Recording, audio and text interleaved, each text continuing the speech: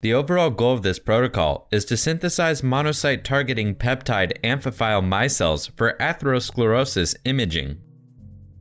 This method can help answer key questions in the cardiovascular field about diagnostic imaging of atherosclerotic plaque. The main advantage of this technique is that the incorporation of peptide amphiphile micelles with MCP1 allow a greater targeting specificity and differentiation between early and late-stage atherosclerotic lesions.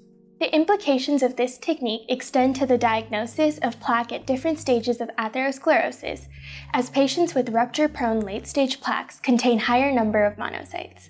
Though this method can provide insight into atherosclerosis, it can also be applied to other diseases such as cancer. Demonstrating the procedure with me will be Jonathan Wang, a graduate student from our laboratory.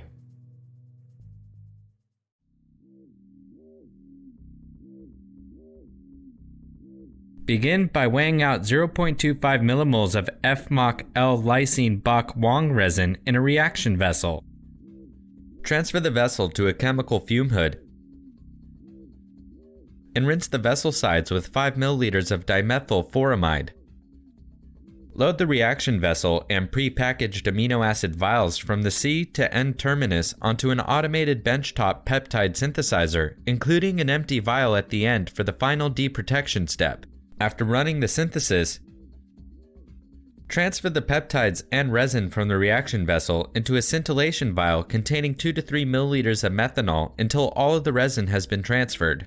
When the resin has sunk to the bottom of the vial, remove the supernatant and allow the resin to air dry, followed by vacuum drying for at least 2 hours at room temperature. When the vial is completely dry, use a